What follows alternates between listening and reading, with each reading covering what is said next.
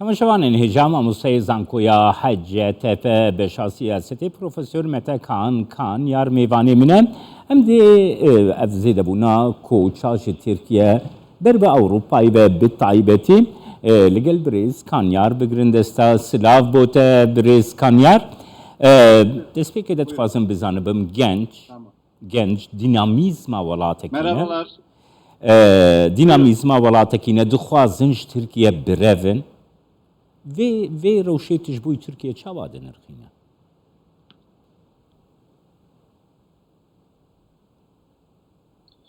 Evet, Türkiye'de li Tirkiye taybet di salên dawî de koçberiyekî mezin heye û bûye pirsgirêkekî ciddî taybet kesên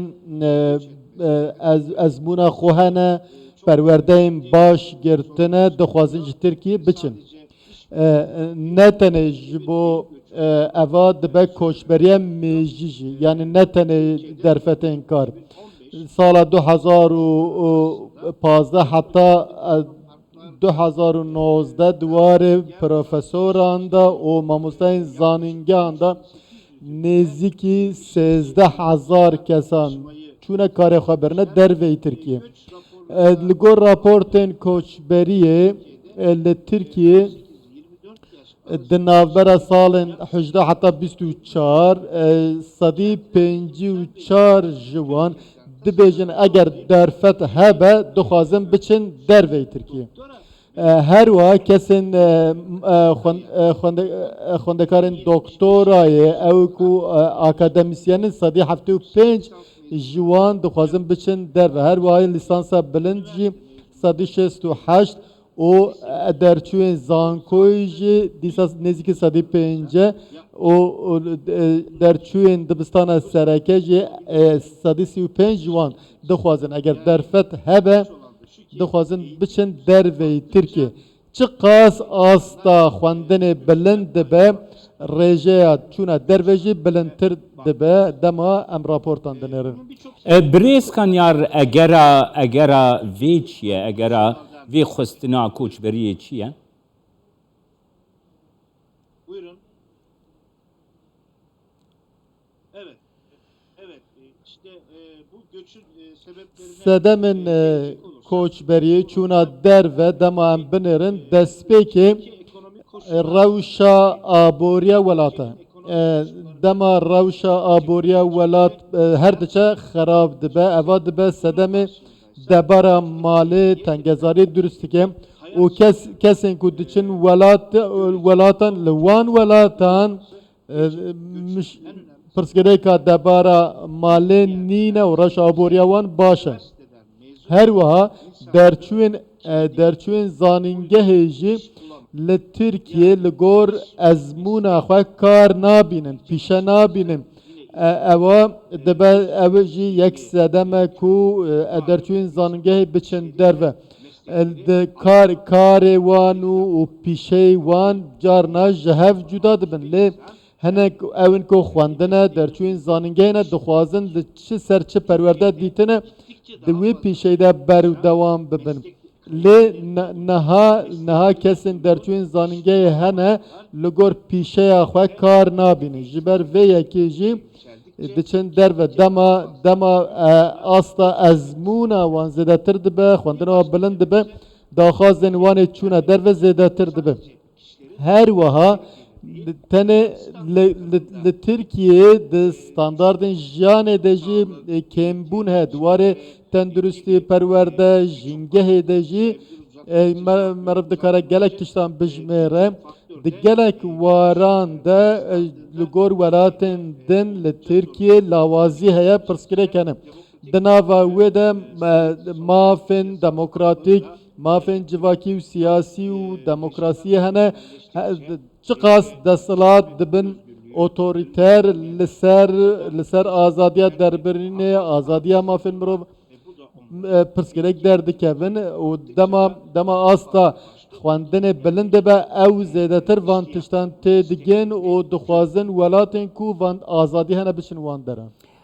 Birêz kanyar tê bîra min niha Serokkomar Erdogan gava ku doktor ji Tirkiye dixwestin biçin گوت کو او دکتوری گو بخوازم بچن بلا بچن اف هل سکنا دستهلاتی چاواده نرخی Evet.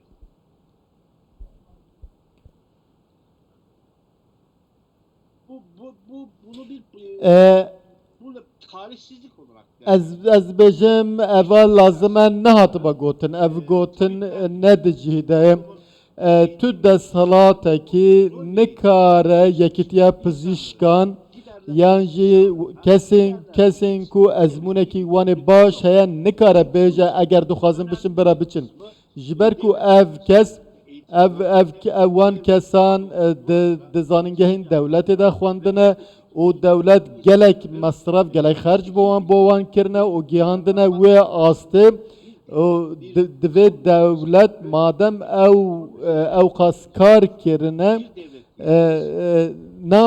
nabe berpirsekî dewletê kesên ku wiha perwerde dîtine pêşketine ji bo wan kesan nikare bêje eger hûn dixwazin biçin derve eva cihê dilgiranî ye û eva ne bijardeyekî siyasî ye eva daxuyaniyekî ne di cihê de ye بريس متى نها من استاتستيكك يا دايرة پنابران يا ألمانيا خوند هجمارة پنابرين كوجي تركيا پنابرية لألمانيا دخوازن دريزا سيام ديه بشتي سوريا أفغانستان و تركيا دي يعني عراق درباز كريا إيران درباز كريا باكستان درباز كريا قالك ولاتين أفريقيا درباز كرنا أفيني كي تشاواد ده تركيا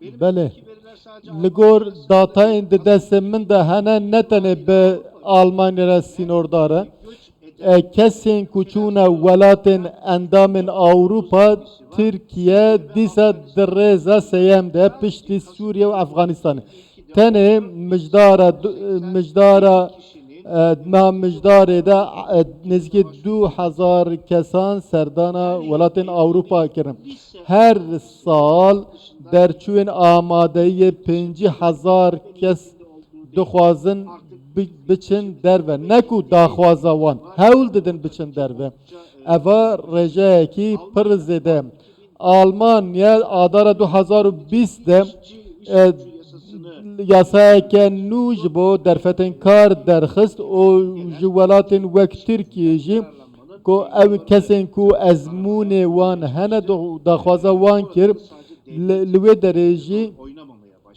tenê dewlet rol her wiha sendîkayên pîşesazan heye sendîkayên kar hene ewan hemûyan xwestin ku ji Tirkiye karker werin taybet kesên ku ezmûna wan hene û ketin nav li vû tevgerê lê em li welatê xwe me nekarî em kesên ku ezmûna wan hene li welatê xwe bigirin lê Almanya wan kesên me Kanada wan kesên me dikişînin aliyê xwe û ji wan sûd werdigirin mifa werdigirin niha li ser wan rêyan digerin eva ji bo me jî dîsa cihê dilgiranî ye Spasiyat etkin Profesör Mete Kaan Kanyar Mamostey Zankoya Hacettepe Beşeri Siyaseti li gelme.